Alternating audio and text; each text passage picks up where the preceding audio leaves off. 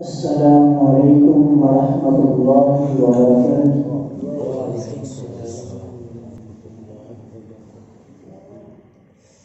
الحمد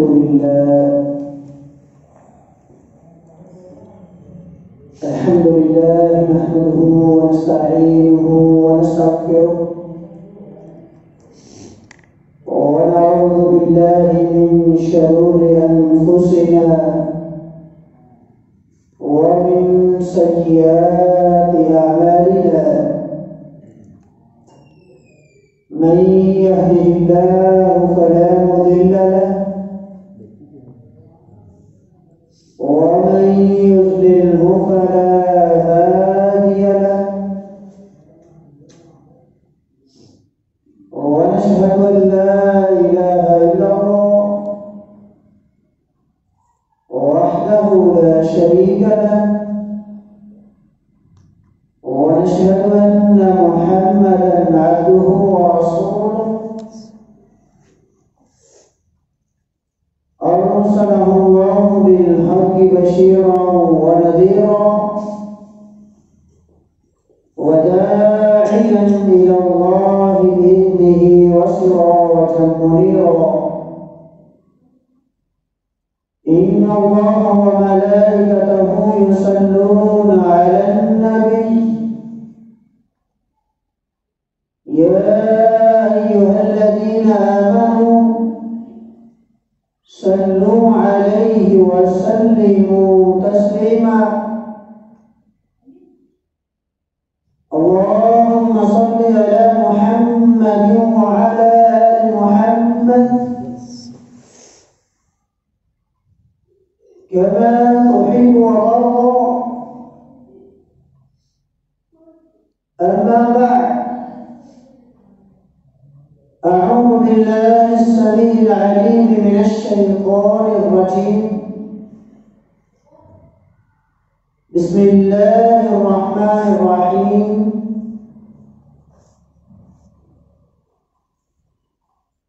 فأما من أعطى واتقى وصدق بالحسنى فسنيسره لليسرى.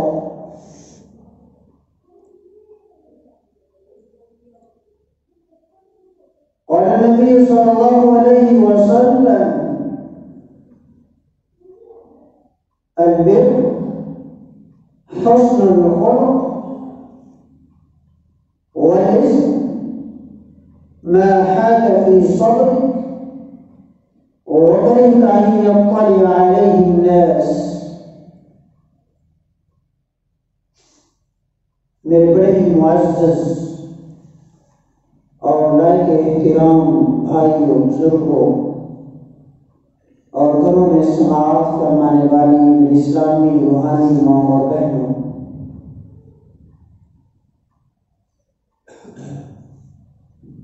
ہر انسان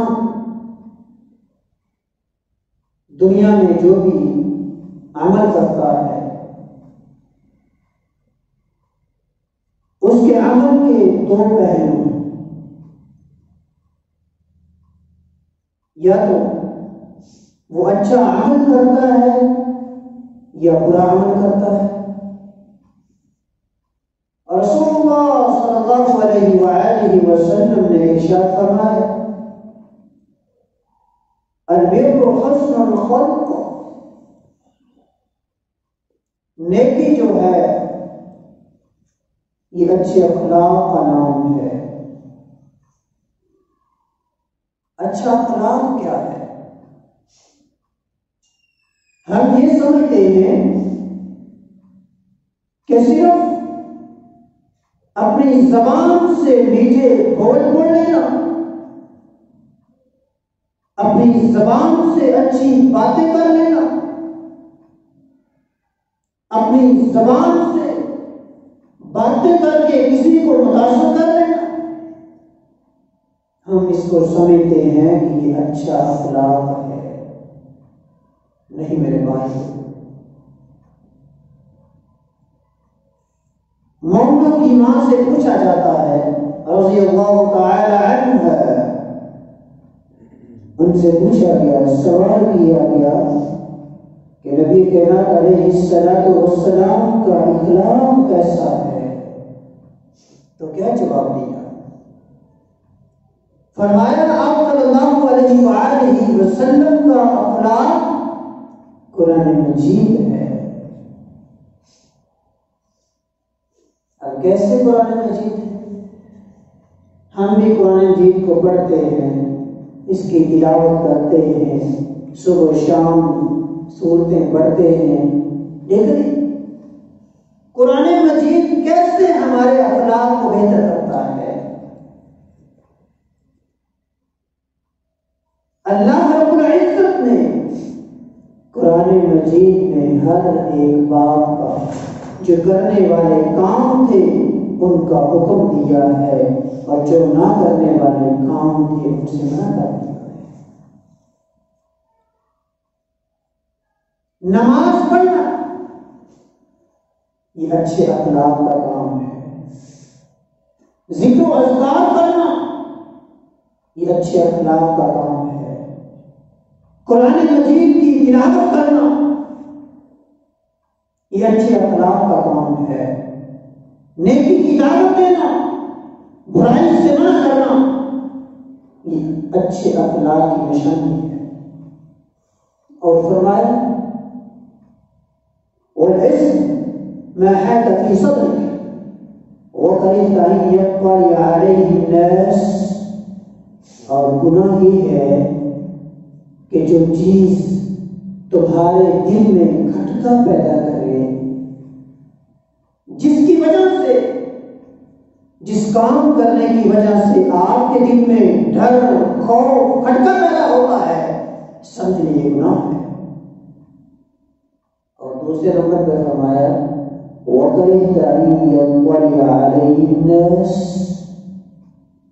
اور تمہیں یہ بات بھی اچھی نہ لگے کہ کہیں لوگوں کو پتہ نہ چل جائے، سمجھ لو کہ یہ گناہ ہے۔ جو تمہارے دل میں کھٹکا پیدا کرے اور پھر تمہیں یہ ڈر محسوس ہو کہیں میرے رشتہ داروں کو پتہ نہ چل جائے، کہیں میرے دوستوں کو پتہ نہ چل جائے، کہیں میرے گھر والوں کو پتہ نہ چل جائے، تو میرے بھائیوں سمجھ لو کہ یہ گناہ ہے۔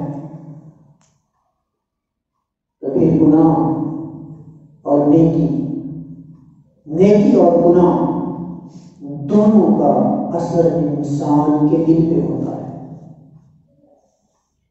نیکی کا اثر بھی انسان کے دل پہ ہوتا ہے، گناہ کا اثر بھی انسان کے دل پہ ہوتا ہے۔ میرے بھائیوں اور عزیزوں، گناہ کی وجہ سے اور نیکی کرنے کی وجہ سے ان دونوں کے اثرات انسان کے دل پر ہونے کے بعد انسان کی زندگی پر ہوتے ہیں، انسان کی زندگی پر ہونے کے بعد انسان کی قبر پہ ہوتے ہیں، انسان کی قبر پر ہونے کے بعد انسان کی آخرت پہ ہوتے ہیں۔ میرے بھائیوں یہ ایک سلسلہ ہے۔ اب ایک انسان نیکی کرتا ہے، نیکی کرنے کی وجہ سے اس کا سینہ روشن ہو جاتا ہے۔ نماز پڑھی، نیکی کا کام ہے، سینہ روشن ہو گیا۔ قرآن مجید کی تلاوت کی، نیکی کا کام ہے، سینہ روشن ہو گیا۔ یہ انسان نیکیوں پہ نیکیاں کرتا جاتا ہے، اللہ رب العزت اس کی روشنی کو بڑھاتے جاتے ہیں۔ نور علی نور، روشنی پہ روشنی، انسان کا دل روشن ہو جاتا ہے۔ یہی انسان کا دل ہے، جب روشن ہو جاتا ہے تو انسان کی زندگی میں برکتوں رحمتوں کا نزول ہوتا ہے۔ جب انسان کا دل روشن ہو جاتا ہے، انسان کو اللہ رب العزت یہ بصارت عطا کرتے ہیں، انسان پہچان لیتا ہے گناہ کیا ہے، نیکی کیا ہے، تب انسان گناہ سے دور بھاگتا ہے، نیکی کرنے کی توفیق مل جاتی ہے۔ یہ سب کچھ اس وقت ہوتا ہے جب انسان کا دل روشن ہو جاتا ہے۔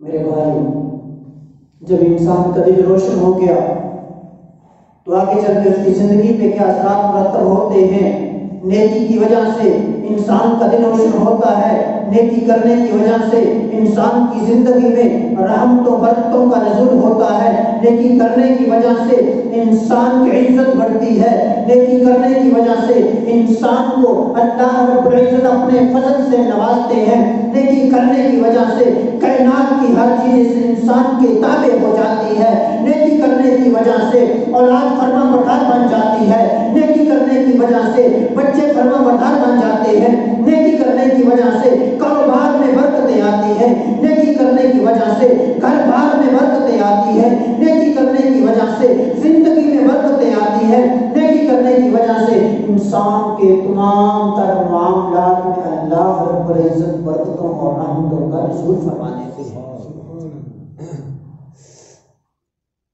اور اس سے آگے چلیں، نیکی کرنے کی وجہ سے قبر میں روشنی ہوتی ہے۔ قبر ایک اندھیری کوٹری ہے جہاں پہ کوئی بلب نہیں لگا ہوا، جہاں پہ کوئی لائٹ نہیں ہے، اس کی روشنی کا سامان میں نے خود مہیا کرنا ہے، اور وہ کیا ہے؟ وہ نیک اعمال ہے، نیکی ہے۔ اگر میں نے نیکی کی، نیک اعمال کیے، تو اللہ رب العزت میرے نیک اعمال کی وجہ سے میرے دل کو روشن کر دیں گے، میرا دل بھی روشن ہو جائے گا، میری قبر بھی روشن ہو جائے گی۔ قیامت کا دن ہوگا کہ جس دن اندھیرے ہوں گے، جس دن ہر طرف اندھیرے ہوں گے۔ رسول مکرم صلی اللہ علیہ وآلہ وسلم نے ارشاد فرمایا، جو لوگ جنت میں سب سے پہلے داخل ہوں گے ان کے چہرے چمکتے ہوں گے۔ قیامت کا دن ہوگا، یہ نیکیاں کرنے والا، یہ خوش نصیب انسان جس نے نیکیاں کر کے اپنے سینے کو روشن کر لیا، اسی روشنی میں قیامت کے دن وہ چلے گا، پل صراط سے گزرے گا۔ ہمیں پتا ہے، ہمارے علم میں ہے کہ ہم نے پل صراط سے گزرنا ہے۔ وہاں پہ کیا چیز کام آنی ہے؟ نیکی کام آنی ہے۔ وہاں پہ ہماری نمازیں، ہمارے ذکر و اذکار، ہمارا قرآن دین کی تلاوت کرنا، اللہ کی راہ میں خرچ کرنا، اللہ اور اس کے رسول کی باتوں کو سننا، یہ کام آئے گا میرے بھائیوں۔ وہاں پہ نہ ہماری چدراہٹ چلے گی، نہ میرا مال و دولت میرے کام آئے گا، نہ میرا جو تعلق ہے وہ کام آئے گا۔ وہاں پہ کوئی بھی چیز کام نہیں آنی۔ اگر کوئی چیز کام آنے والی ہے، اگر کسی چیز نے وہاں پہ قیامت کے دن آپ کو فائدہ دینا ہے، وہ صرف ایک چیز ہے، وہ ہے آپ کی نیکیاں، وہ ہے میری نیکیاں، آپ کی نیکیاں۔ اگر نیکیاں کی ہوں گی، ہمارا دل روشن ہوگا۔ نبی کائنات علیہ السلام نے ارشاد فرمایا، جو سب سے پہلا گروہ جنت میں جائے گا اس کے چہرے چمکتے ہیں، چاند کی طرح چمکتے ہیں۔ اور فرمایا یہ گروہ جو ہے یہ پل صراط سے ایسے گزرے گا جیسے کہ برق چمکا، پتہ ہی نہیں چلا۔ یہ پل صراط سے گزر جائیں گے۔ وجہ اور سبب کیا ہے؟ نیکیوں کی روشنی ہے، سینہ روشنی سے پھوٹ رہا ہے، سینے سے روشنی نکل رہی ہے۔ میرے بھائیوں، نیکی کی ہے، نیکی کی وجہ سے اللہ رب العزت نے آسانیاں پیدا کر دی ہیں۔ اس کے بعد گروہ آتا ہے، اس سے سلو چلتا ہے، آہستہ آہستہ یہ سلو ہوتے جا رہے ہیں۔ نبی کائنات علیہ السلام نے ارشاد فرمایا کہ آخر کار وہ لوگ ہوں گے جن کے پاس تھوڑی سی روشنی ہوگی، جو صرف ان تک محدود ہوگی۔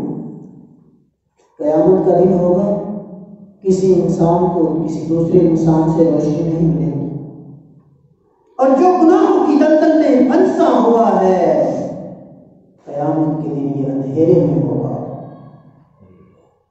میرے بھائیوں اور عزیزوں، آپ خوش قسمت ہیں جن کو اللہ تعالیٰ نے توفیق دی ہے، آپ مسجد میں آئے ہیں، نماز ادا کی ہے۔ نماز پڑھنے کی وجہ سے انسان کا دل روشن ہو جاتا ہے، اور وہ لوگ اتنے بدنصیب ہیں کہ جو گھروں میں بیٹھے ہیں لیکن نماز پڑھنے کے لیے نہیں آئے۔ کا دل اندھیرے میں ڈوب چکا ہے، توفیق صرف اس کو ملتی ہے، نیکی صرف وہی کرتا ہے جس کا دل روشن ہے۔ اور اس سے آگے چلیں، جنت میں جو جنتیوں کو سب سے بڑا اللہ رب العزت نے انعام دینا ہے وہ کیا ہے؟ اللہ رب العزت کا دیدار ہے۔ جب اللہ رب العزت اپنے جنتی مہمانوں کو اپنا دیدار کروائیں گے تو یہ جنتی مہمان جنت کی تمام تر نعمتوں کو بھول جائیں گے۔ اتنا سرور ملے گا، اتنا اطمینان ملے گا، اتنا ان کو مزہ آئے گا جب اللہ رب العزت کا دیدار کریں گے تو سب کچھ بھول جائیں گے۔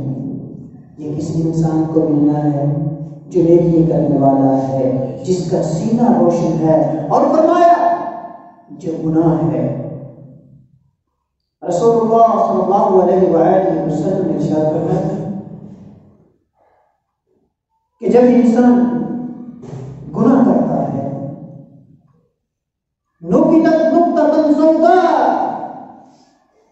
اللہ رب العزت اس کے دل پہ ایک سیاہ نقطہ لگا دیتے ہیں۔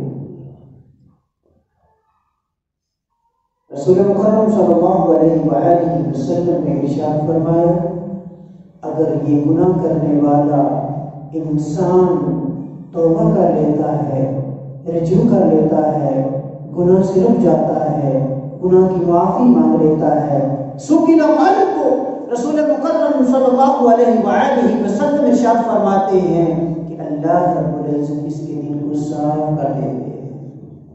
وہ جو سیاہ نقطہ لگتا ہے اس کو صاف کر دیا جاتا ہے۔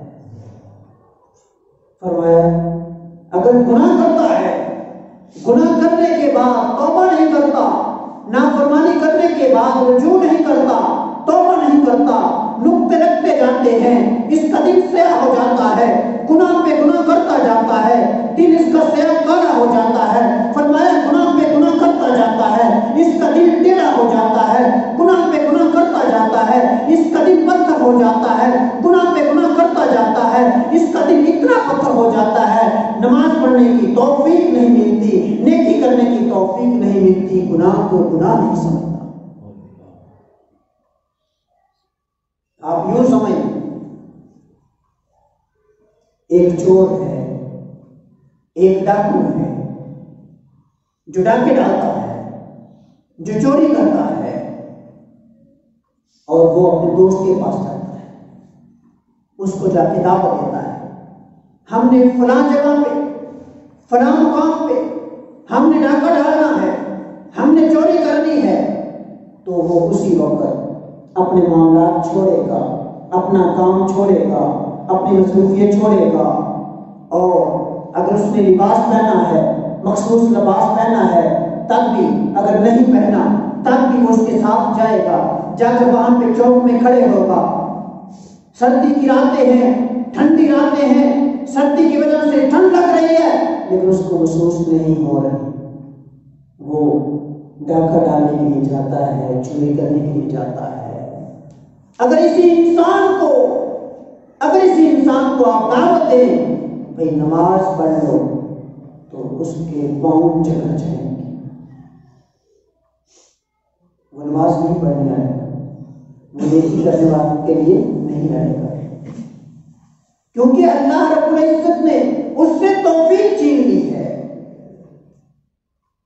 اور جب کوئی ڈاکو، جب کوئی چور پہلے دن گناہ کرتا ہے اس وقت وہ ڈر رہا ہوتا ہے، اس کے دل میں خوف ہوتا ہے، لیکن 10 سال کے بعد جب وہ ڈاکو اور چور وہ اپنے کام میں ماہر ہو جاتا ہے، پھر وہ چوری کو چوری نہیں سمجھتا، ڈاکہ ڈالنے کو ڈاکہ ڈالنا نہیں سمجھتا، وہ تو یہ سمجھتا ہے کہ ہمارے روزمرہ کے معاملات ہیں۔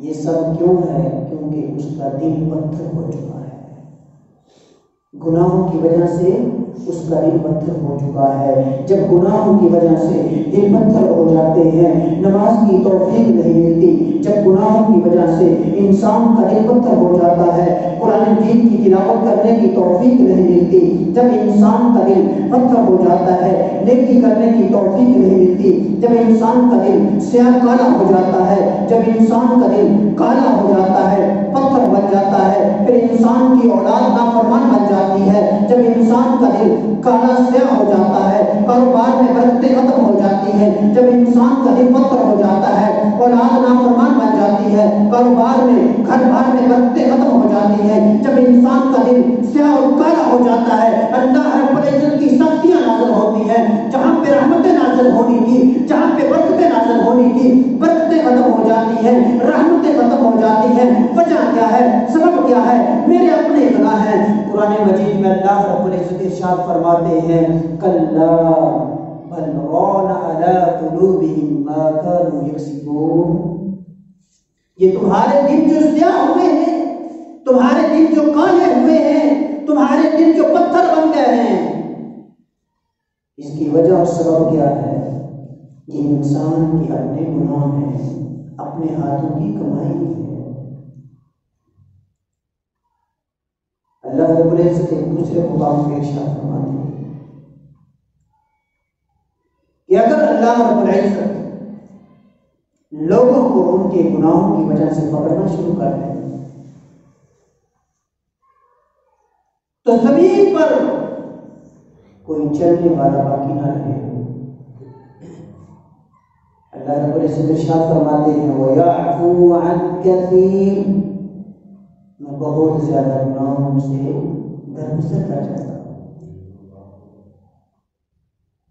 اب ہم دیکھیں ہماری صبح گناہوں میں، ہماری دوپہر گناہوں میں، ہماری شام گناہوں میں، ہماری راتیں گناہوں میں، ہماری خوشیاں گناہوں میں، ہماری غمیاں گناہوں میں، ہر وقت ہم گناہ پہ گناہ کیے جاتے ہیں۔ اللہ رب العزت کی ذات کتنی غفور رحیم ہے۔ اللہ رب العزت ارشاد فرماتے ہیں میں بہت زیادہ تمہاری غلطیاں ایسی ہیں، بہت زیادہ تمہارے گناہ ایسے ہیں جن سے میں درگزر فرما جاتا ہوں۔ اور اگر اللہ رب العزت ہر ایک گناہ پہ ہمیں پوچھنا شروع کر دیں ما ظہر علیہ من دابہ، تو زمین پہ کوئی بھی چلنے والا باقی نہ رہے۔ یہ اللہ تعالیٰ کی ہم پہ رحمت ہے، یہ اس کا فضل ہے۔ اور پھر گناہوں کا اثر دل پہ ہوتا ہے، جیسے نیکی کا اثر دل پہ ہے، گناہوں کا اثر بھی دل پہ ہے۔ اور اس سے آگے چلیں، گناہوں کا اثر انسان کی زندگی پہ ہے۔ انسان کی زندگی میں رحمتوں برکتوں کا نزول نہیں ہوتا، ہر چیز نافرمان بن جاتی ہے۔ انسان کی بیوی نافرمان ہے، اولاد نافرمان ہے۔ وجہ اور سبب کیا ہے؟ یہ خود نافرمان ہے۔ آج کل کے والدین، اکثر والدین یہ شکایات کرتے ہیں ہماری اولاد نافرمان ہے، ہماری اولاد نافرمان ہے۔ وجہ سبب کیا ہے؟ میں کتنی فرما برداری کرتا ہوں،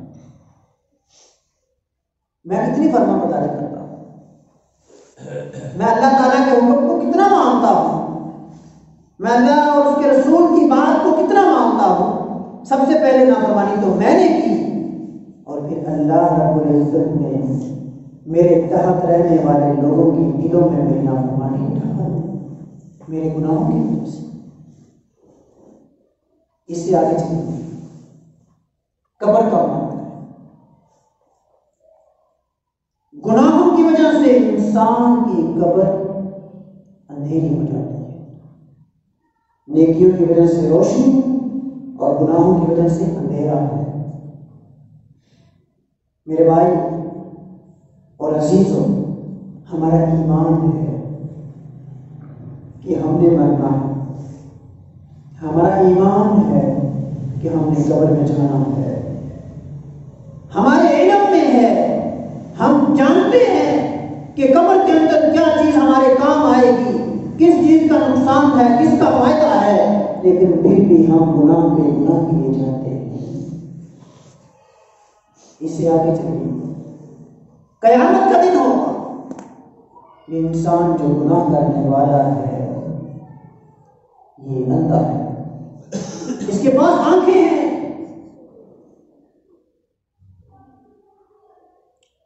اس کے پاس دیکھنے کے لیے آنکھیں موجود ہیں، لیکن دیکھ نہیں سکتا، چل نہیں سکتا، اندھیرا اتنا ہے۔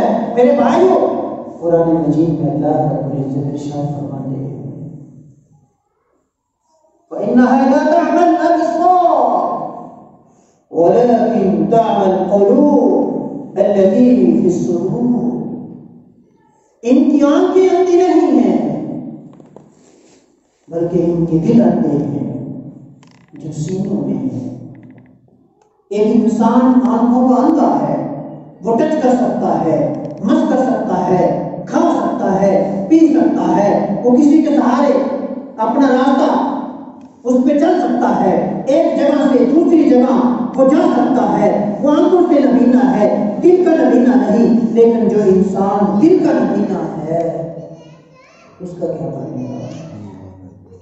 اور ایسے لوگ جن کے سامنے قرآن مجید کی تلاوتیں کی جاتی ہیں، مسئلے مسائل بیان کیے جاتے ہیں، اللہ اور اس کے رسول کی احادیث کو، اللہ تعالیٰ کے فرامین کو اور رسول اللہ صلی اللہ علیہ وآلہ وسلم کے فرامین کو بیان کیا جاتا ہے، ایک کان سے سن کے دوسرے سے نکال دیتا ہے، سمجھ لو کہ اس کا دل پتھر ہے، اس کا دل پتھر ہے، اس کا دل اندھا ہے، اس کو نیکی کی توفیق نہیں ملتی۔ اور ایسا انسان جس کا دل پتھر ہو چکا ہے یہ جنت میں نہیں جائے گا۔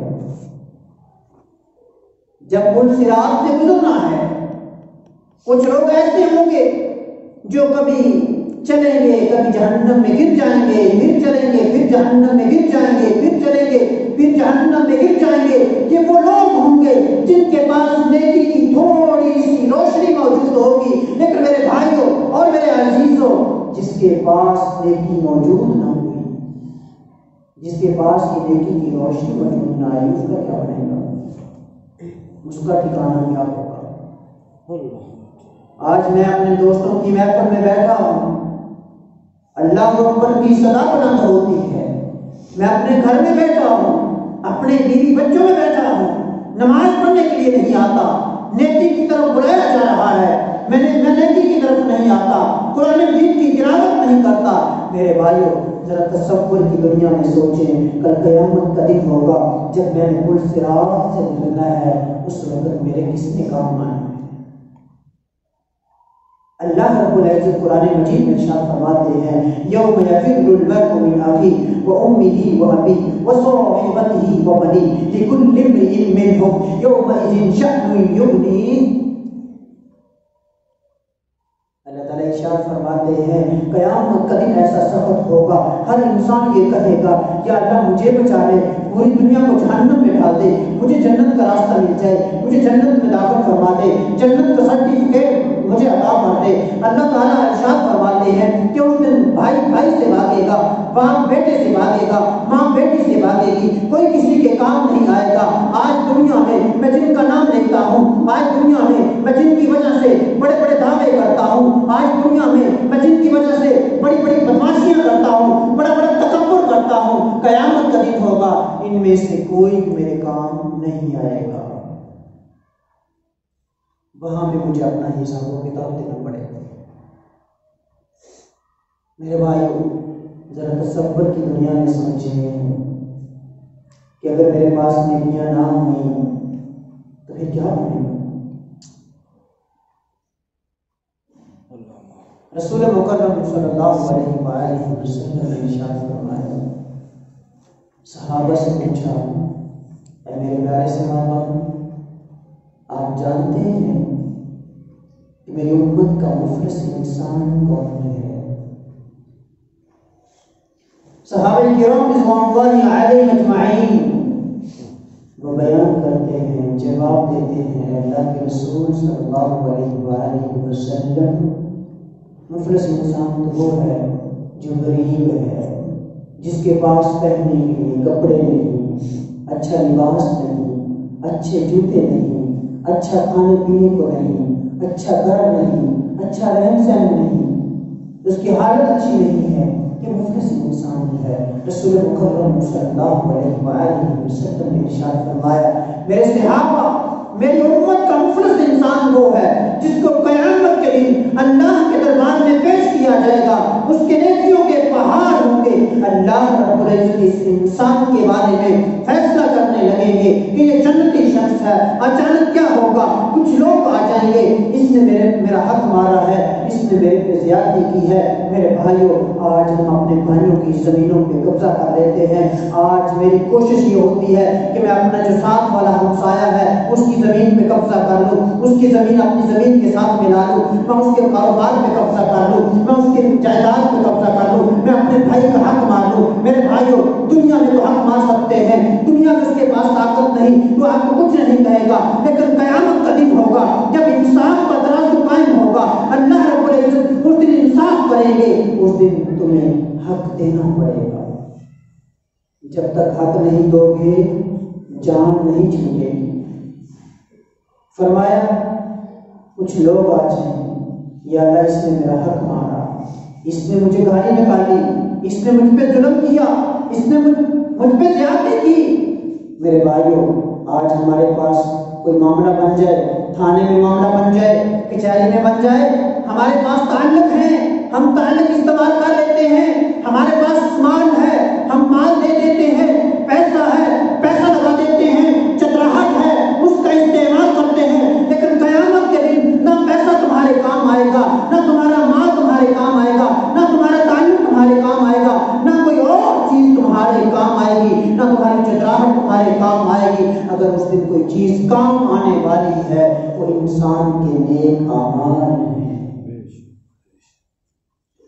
عزیزو، قیامت کے دن آپ کے پاس کوئی مال و دولت نہیں ہوگا، وہاں پہ اللہ رب العزت نے آپ سے کوئی مال و دولت نہیں لینا، بلکہ جس کا حق مارا ہے اس کو حق دیا جائے گا، آپ کی نیکیاں دی جائیں گی، نیکیاں ختم ہو جائیں گی۔ حدیث کے مطابق رسول اللہ صلی اللہ علیہ وآلہ وسلم نے ارشاد فرمایا، نیکیاں ختم ہو جائیں گی، ابھی حق لینے والے کھڑے ہیں، ان کے گناہ اس آدمی پہ ڈالے جائیں گے اور اس آدمی کو جہنم میں ڈال دیا جائے گا۔ اور آج کل ہمارے معاشرے میں یہ معاملہ بہت عام ہے، ہم دوسروں کے حق مانتے ہیں۔ میں نے دیکھا ہے اچھے بھلے دیندار گھرانے، دیندار طبقہ، اچھا بڑا پڑھا لکھا ہے، لیکن اپنی بہنوں کا حق نہیں دیتے، اپنی بہنوں کا حق مار لیتے ہیں۔ ہم نے ان کے لیے یہ کچھ کیا ہے، فلاں کچھ کیا ہے۔ اللہ سے ڈر جانا چاہیے۔ دنیا میں تو حق مار سکتا ہے اس کا، لیکن قیامت کے دن واپس کرنا پڑے گا۔ اللہ تعالیٰ قیامت کے دن اپنے حق جو ہے وہ چاہے تو معاف کر سکتے ہیں۔ رسول مکرم صلی اللہ علیہ وآلہ وسلم نے ارشاد فرمایا، من مات وهو لا يشرك بالله دخل الجنة، کہ وہ انسان جو اس حالت میں فوت ہوتا ہے کہ اس نے اللہ کے ساتھ شرک نہیں کیا، وہ جنت میں جائے گا۔ اور قرآن مجید میں اللہ رب العزت ارشاد فرماتے ہیں، ان اللہ لا یغفر ان یشرک بہ ویغفر ما دون ذلک، کہ ایسے انسان کو اللہ رب العزت نے معاف نہیں کرنا جو انسان شرک کرنے والا ہے۔ اس کے علاوہ اگر کسی انسان کی گناہ ہے، اس کی غلطیاں ہیں، آسمانوں کو چھو رہی ہیں، پہاڑ ہیں گناہوں کے، اگر اللہ رب العزت چاہیں گے تو اس کو معاف کر دیں گے۔ یہ حقوق اللہ ہے، لیکن حقوق العباد میں معافی نہیں ملتی۔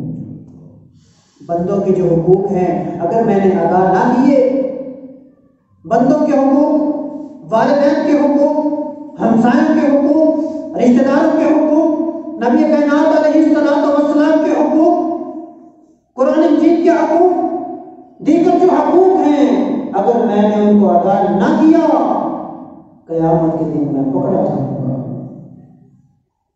حقوق العباد تب معاف ہوں گے جب میں ان کا بدلہ دوں گا، تب معاف ہوں گے۔ دنیا میں اگر آپ نے کسی کا حق مارا ہے، اور دنیا میں وہ انسان آپ کو معاف کر دیتا ہے تو معافی مل گئی ہے. اگر اس انسان نے آپ کو معاف نہیں کیا آپ ایسے ہی دنیا سے چلے جاتے ہیں. قیامت کا دن ہوگا جب انسان کا ترازو لگے گا تو اس وقت آپ کو اس کا حق دینا پڑے گا. میرے بھائیوں اور عزیزوں، انسان کے گناہوں کا اثر اس کے دل پہ ہوتا ہے اور دل کے بعد اس کی زندگی پہ ہوتا ہے، اور زندگی کے بعد قبر ہے، قبر پہ بھی اثر ہے، اور اس کے بعد حشر ہے، حشر پہ بھی اثر ہے. اور نیکی کرنے کی وجہ سے انسان کا دل روشن ہوتا ہے، دل روشن ہوتا ہے تو اللہ رب العزت اس کی زندگی میں رحمت و برکتوں کا نزول فرما دیتے ہیں.